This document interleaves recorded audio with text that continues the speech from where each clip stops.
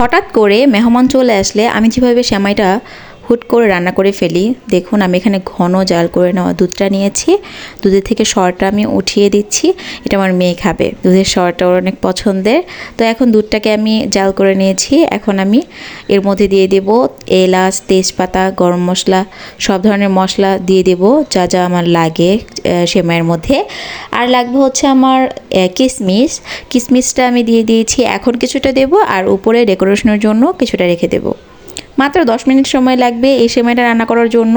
শুধুমাত্র দুধটা একটু জাল হতে হবে, যেহেতু চিনিটা এখনই অ্যাড করব, চিনির সাথে দুধটা মেশানোর জন্য তো একটু সময় লাগে, তাই আবার একটু জাল করে নিতে হবে। আর চাইলে কিন্তু একটু পানি অ্যাড করতে পারেন। এখন আমি চিনি দিয়ে দিয়েছি, চিনি দেবো আমি এখানে 1 কাপ পরিমাণ, ছোটো এক চামচটা দিয়েই দিচ্ছি, ওইটা আর হাতের কাছে ছিল না। তো চিনি অ্যাড করে দিচ্ছি। চিনি অ্যাড করার পরে আমি এখন কিশমিশগুলো দিয়ে দিচ্ছি। কিশমিশগুলো আমি এখানে পরিমাণ একটু বেশি দিয়েছি, খেতে ভালো লাগবে তাই। আর এখানে আমি লাচ্চা সেমাই রান্না করব, তাই লাচ্চা সেমাইটা কিন্তু একটু লাচ্চা সেমাই বেশি শুকিয়ে ফেললে তাহলে কিন্তু খেতে ভালো লাগে না, জমাট বেঁধে যায়। তো দুধের পরিমাণটা একটু বেশি লাগবে।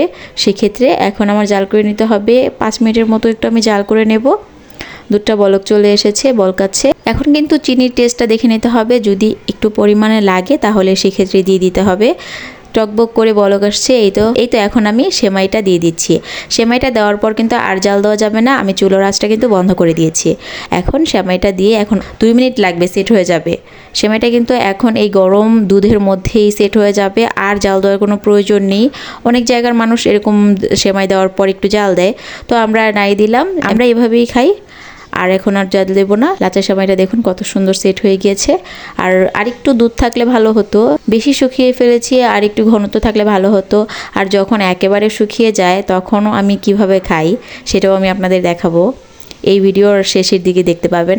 এখন আমি কিশমিশ দিয়ে দিচ্ছি, কিশমিশটা দিয়ে আমি এখন ডেকোরেশন করে নিচ্ছি। আপনারা যে কোনো কিছু দিয়ে এখানে ডেকোরেশন করতে পারেন, আমি কিশমিশ দিয়ে রেডি করে ফেললাম। এই তো ঝটপট রেডি হয়ে গেল। যে কোনো মেহমান যখন হুটহাট করে চলে আসে তখন সেই মেহমানের জন্য এভাবে জলদি রান্নাটা করে ফেলবেন।